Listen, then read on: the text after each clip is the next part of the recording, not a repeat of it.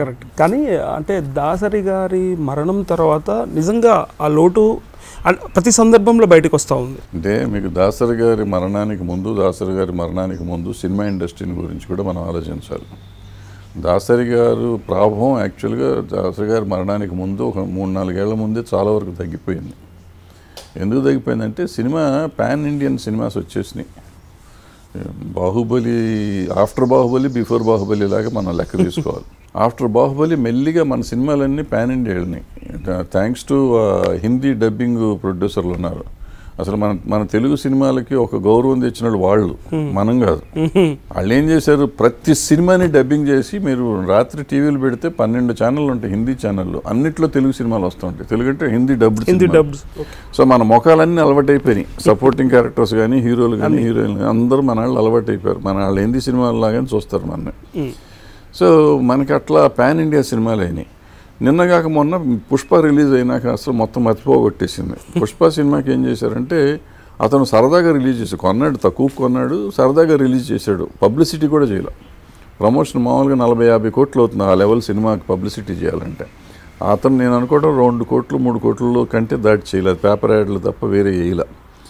ఆయన channel దించక్ channel అని ఒకటి ఉంటే దాంట్లో అడ్వర్టైజ్మెంట్ వేసుకున్నాడు. అది ఎవరు చూస్తారో చూడటో తెలీదు.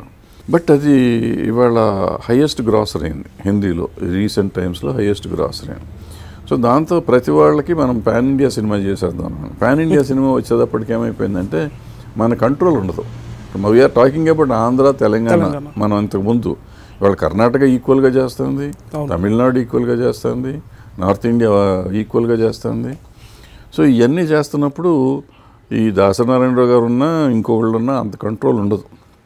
బట్ ఏంటంటే మనందరినీ కలుపుకొస్తానికి దాసనారాయణరావు గారు లాంటి వాళ్ళు ఉన్నారు. అందుకే మనం చిరంజీవి గారు అంటాం. ఇప్పుడు ఉన్నాళ్ళలో కొంచెం కలపగలిగిన మనిషి ఆయనే అనేది అంటూ ఉంటాం. సో ఆయన ఉండొచ్చు, బాలకృష్ణ గారు ఉండొచ్చు, మోహన్ బాబు గారు ఉండొచ్చు, వీళ్ళందరూ, వెంకటేష్ గారు ఉండొచ్చు.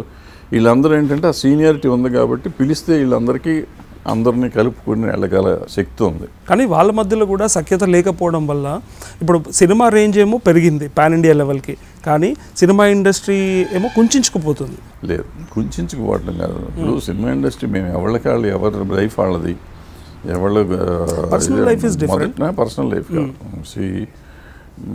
నా స్టాండ్ నాకు ఉంటుంది. ఇప్పుడు నేనున్నాను, ఇప్పుడు నేను 40-50 ఏళ్ళు దగ్గర 40 ఏళ్ళు దాటిపోయింది సినిమా ఇండస్ట్రీలోకి వచ్చి. సో నాకెప్పుడు నా గ్రూప్ నాకు ఉంటుంది. నా గ్రూప్ అంటే నేను ఉండేవాళ్ళు. ఇప్పుడు నేను చిన్న సినిమాలు చేస్తాను, పెద్ద సినిమాలు నా దగ్గర రానివారు, వాళ్ళ దగ్గరికి మేము వెళ్ళాము. సో అందరితో బాగుంటాం, కలిసినప్పుడు హాయ్ అనుకుంటాం తప్పిస్తే పెద్దగా ఉండదు.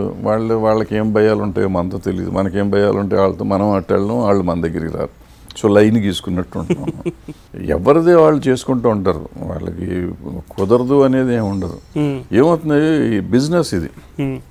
నేను డబ్బులు నీ సినిమా కంటే నా సినిమాకి ఎక్కువ డబ్బులు రావాలి. నీ 300 కోట్లు చేస్తే నాది 400 కోట్లు చేయాలని నేను అనుకుంటూ ఉంటా. సో నువ్వేం చేసావు, నువ్వేది ఇట్లా పబ్లిసిటీ చేస్తే నేను ఇంకో రకంగా పబ్లిసిటీ చేస్తాను. సో నాకు ఆ కాంపిటేటివ్ స్పిరిట్ ఉన్నప్పుడు పెద్దగా సయోధ్య అనేది ఉండదు. కలిసినప్పుడు హాయ్ బాయ్ అనుకుంటారు, కలిసి మందు కొడతారు, కలిసి కౌరులు చెప్పుకుంటారు, అంత మట్టిగా. కానీ మిగతా దాంట్లో సఖ్యత ఉండాలంటే కష్టం. అది అన్నదమ్ములకే ఉండదండి, వాళ్ళ ఫ్యామిలీలో అన్నదమ్ములకి ఉంటుందా? ఉండదు కదా.